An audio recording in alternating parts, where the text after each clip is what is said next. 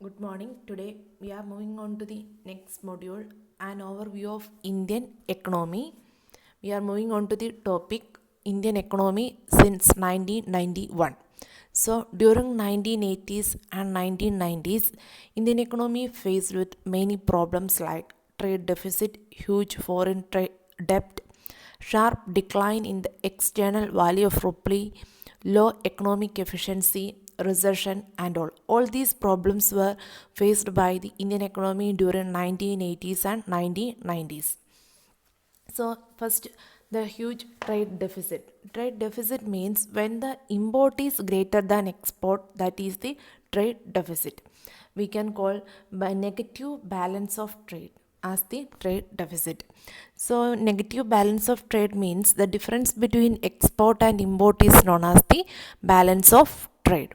അപ്പോൾ trade deficit എന്ന് പറഞ്ഞാൽ ഇമ്പോർട്ട് എന്ന് പറഞ്ഞിട്ടുണ്ടെങ്കിൽ ഇറക്കുമതിയും എക്സ്പോർട്ട് എന്ന് പറഞ്ഞാൽ കയറ്റുമതിയാണ്. അപ്പം നമ്മുടെ കയറ്റുമതി നമ്മുടെ ഇറക്കുമതി കയറ്റുമതിയേക്കാളും കൂടുതലാവുമ്പോഴാണ് എന്ത് ട്രേഡ് ഡെഫിസിറ്റ് ഉണ്ടാകുന്നത്.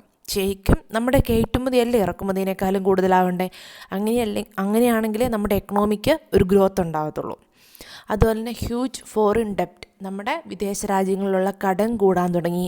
അതുപോലെ തന്നെ sharp decline in the external value of rupee, നമ്മുടെ രൂപയുടെ മൂല്യ ശോഷണം സംഭവിക്കാൻ തുടങ്ങി.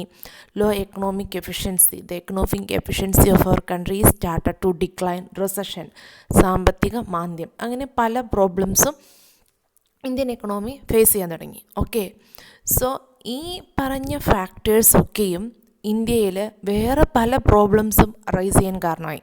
Like unemployment, poverty, inflation. Okay, all these activities led to the rising of many problems in India. And this inflation means പണപ്പെരുപ്പം, and unemployment, തൊഴിലില്ലായ്മ, ദാരിദ്ര്യം, അങ്ങനെ പല പ്രോബ്ലംസും അറൈസ് ചെയ്യാൻ നമ്മൾ ആദ്യം ഡിസ്കസ് ചെയ്ത ഫാക്ടേഴ്സ് കാരണമായി. അപ്പോൾ ഇതിൽ നിന്നെല്ലാം ഓവർകം ചെയ്യാൻ വേണ്ടിയിട്ട് നമ്മുടെ കോൺഗ്രസ് ഗവൺമെൻറ് ഒരു പ്രോഗ്രാം ഇൻട്രൊഡ്യൂസ് ചെയ്തു. That is the structural adjustment programmes, SAP, or liberalization or globalization. So through this program, the Congress government aimed a complete transformation of the Indian economy. അപ്പോൾ ഒരു ഇന്ത്യൻ എക്കണോമിയുടെ കംപ്ലീറ്റ് റിനോവേഷന് വേണ്ടിയിട്ടാണ് നമ്മൾ എന്ത് ചെയ്യുക, ഈ programme start ചെയ്തത്. Structural adjustment programmes അത് കോൺഗ്രസ് ഗവൺമെൻറ്റാണ് കൊണ്ടുവന്നത് ഇൻ 1991. ഓക്കെ, ആ പ്രോഗ്രാമിന് SAP എന്ന് പറയും, അല്ലെങ്കിൽ ലിബറലൈസേഷൻ ഓർ ഗ്ലോബലൈസേഷൻ എന്ന് പറയാം. അപ്പോൾ ഈ programme actually this policy was a package of 5 strategy, that is privatisation, globalisation, liberalisation, market friendly state and technology. അങ്ങനെ ഒരു 5 പ്രോഗ്രാമുകളുടെ ഒരു കംപ്ലീറ്റ് പാക്കേജാണിത്. Okay, first we will be discussing about the liberalization. So through the liberalization, we are liberalizing the government control over the business activities. നമ്മുടെ business ട്രാൻസാക്ഷൻസും ആക്ടിവിറ്റീസിനൊക്കെയും it was working under huge government control and regulations. So through the liberalisation we are liberalised many restrictions over the activities of the business enterprise. So അങ്ങനെയാകുമ്പോൾ അവർക്ക് കുറച്ചും കൂടെ free ആയിട്ട് അവരുടെ trade activities carry out ചെയ്യാൻ പറ്റും. Next one is the privatization. So through the privatization, we are transferring the ownership of public sector enterprises to the private sector enterprise. നമ്മൾ നഷ്ടത്തിലായിക്കൊണ്ടിരിക്കുന്ന public sector enterprises എന്ത് ചെയ്തു, നമ്മളതിൻ്റെ മാനേജ്മെൻറ്റും ഓണർഷിപ്പും private പാർട്ടീസിന് transfer ചെയ്യാൻ തീരുമാനിച്ചു. അതിലൂടെ എന്ത് ചെയ്തു, ഈ പ്രൈവറ്റ് പാർട്ടീസ് ഹ്യൂജ് ഇൻവെസ്റ്റ്മെൻറ്റ് നടത്തുകയും അതിന് ഓൾറെഡി ഉള്ള പബ്ലിക് എൻ്റർപ്രൈസുകളുടെ കോമ്പറ്റീറ്റീവ് സ്ട്രെങ്ത് കൂടുകയൊക്കെ ചെയ്തപ്പം അവർ ബെറ്റർ പെർഫോമൻസ് കാഴ്ചവെക്കാൻ വേണ്ടി നമ്മൾ എന്ത് ചെയ്തു, പ്രൈവറ്റൈസേഷൻ സ്റ്റാർട്ട് ചെയ്തു. Globalisation means we are opening our Indian economy to the global. Okay, global മാർക്കറ്റിലേക്ക് നമ്മുടെ ഇന്ത്യൻ എക്കണോമീനെ നമ്മളങ്ങ് തുറന്നു കൊടുത്തു. അപ്പം ഗ്ലോബലി ഉള്ള മാർക്കറ്റ്സിന് അല്ലെങ്കിൽ ബിസിനസ് വെഞ്ചേഴ്സിന് നമ്മുടെ ഇന്ത്യൻ എക്കണോമിയിൽ വന്ന് ട്രേഡ് ആക്ടിവിറ്റീസ് കണ്ടക്ട് ചെയ്യാൻ പറ്റും. അതുപോലെ ഇന്ത്യൻ എക്കണോമിയിലുള്ള ബിസിനസ് വെഞ്ചേഴ്സിന് ഗ്ലോബലി പോയി ഓപ്പറേറ്റ് ചെയ്യാൻ പറ്റും.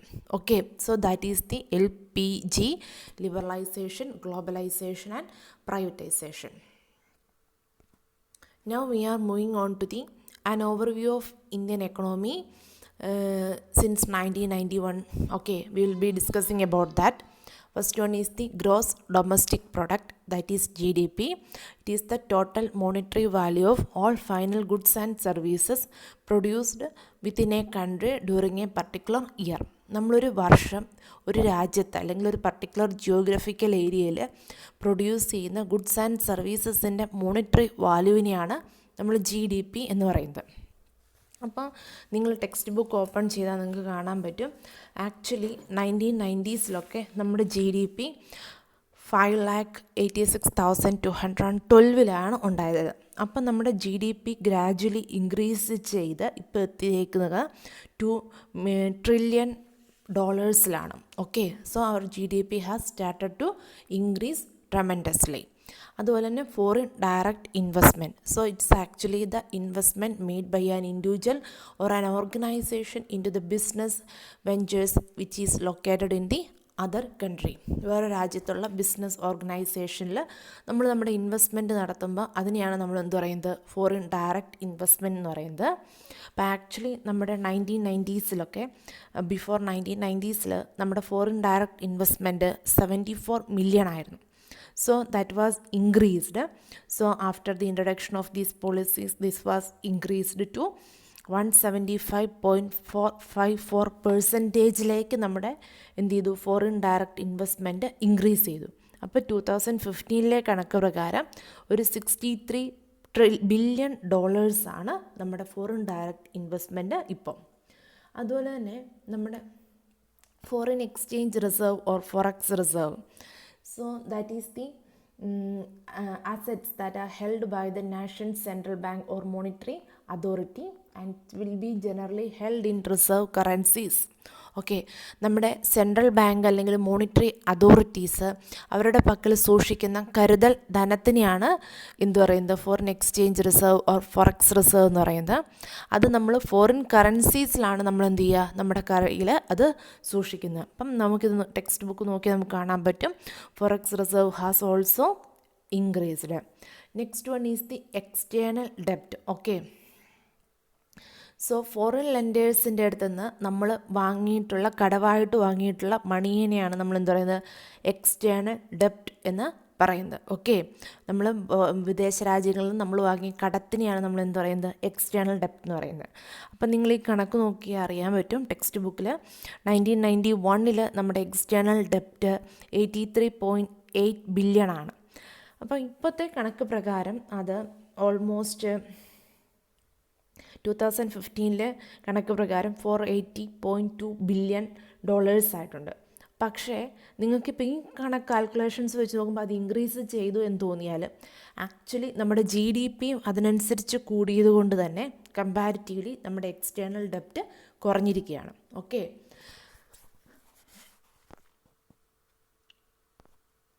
Next foreign institutional investment.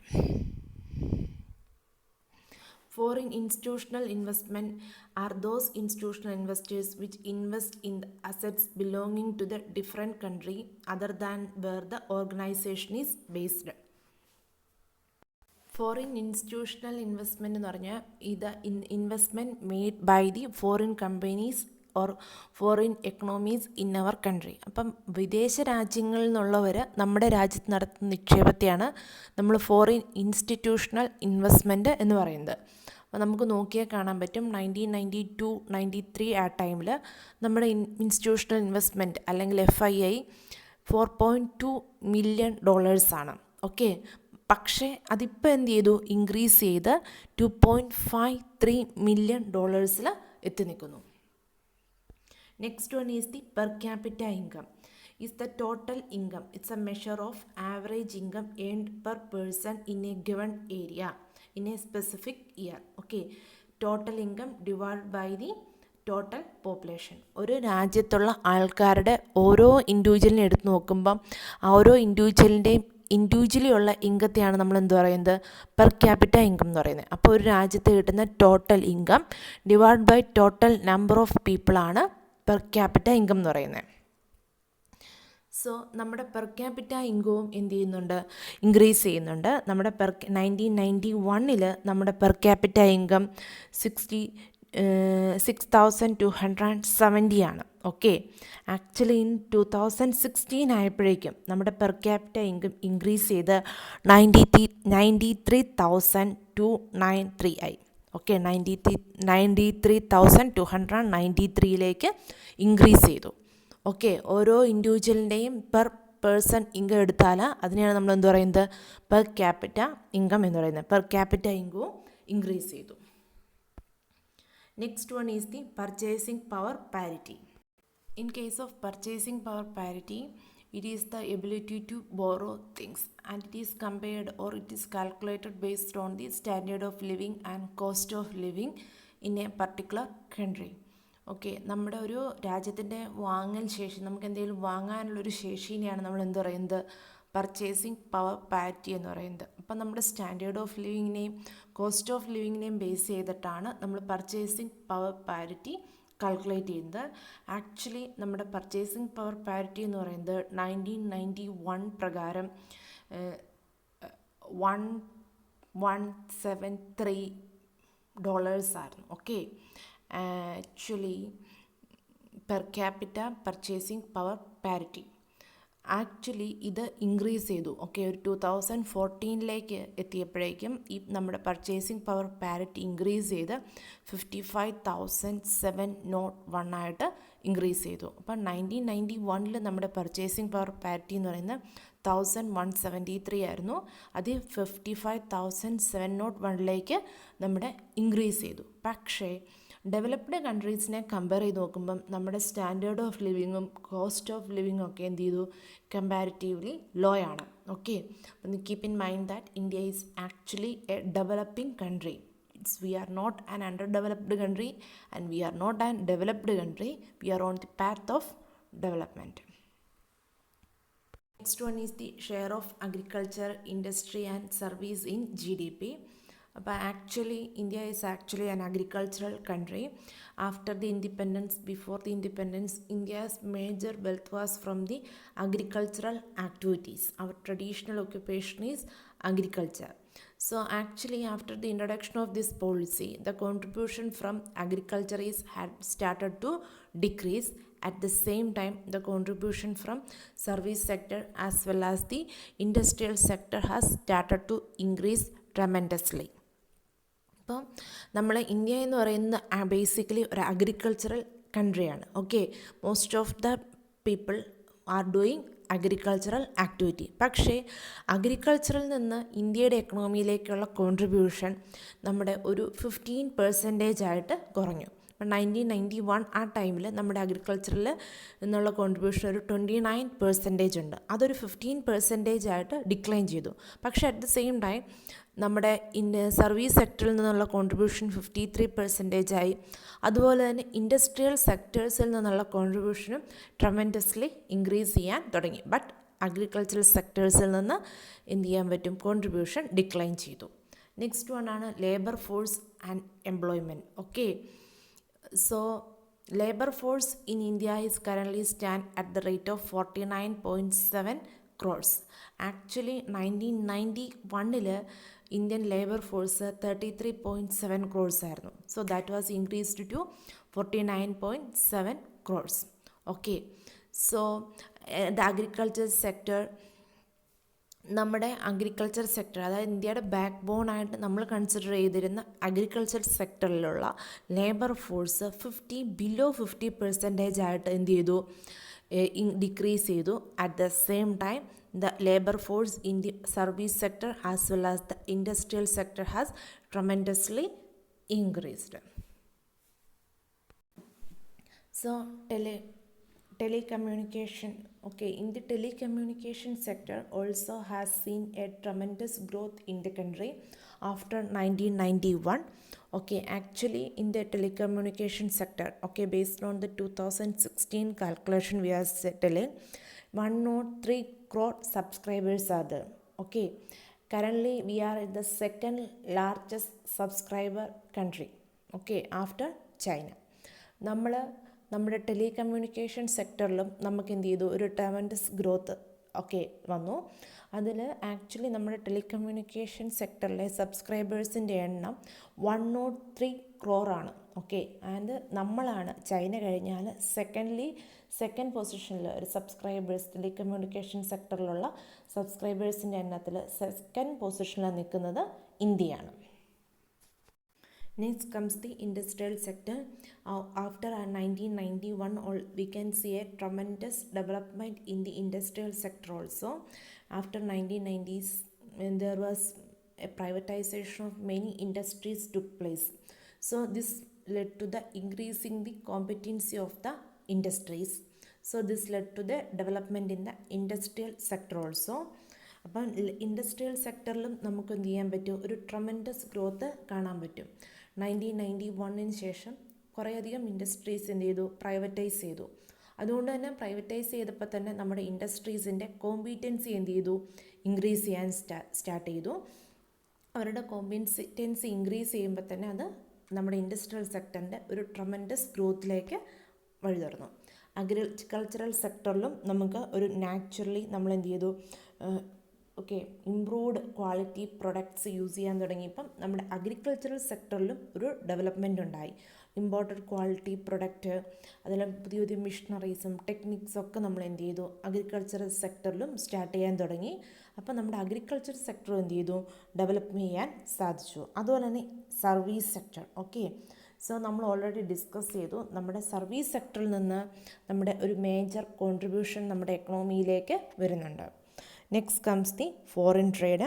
Foreign trade എന്ന് പറഞ്ഞാൽ ഡ്യൂറിങ് ഇനീഷ്യൽ സ്റ്റേജ് 1991 നമ്മൾ നോർമലി എക്സ്പോർട്ട് ചെയ്തുകൊണ്ടിരുന്ന ടെക്സ്റ്റൈൽസും അൺകട്ട് പോളിഷ്ഡ് ജെംസൊക്കെയാണ്. Okay, now what we are exporting computer software, other business service, pharmaceuticals, automobiles and auto components. ഇതൊക്കെയാണ് നമ്മൾ എന്ത് ചെയ്യുന്നത്, നമ്മൾ എക്സ്പോർട്ട് ചെയ്യുന്നത്. So our export also has improved a lot. So this is actually an overview of Indian economy after 1991.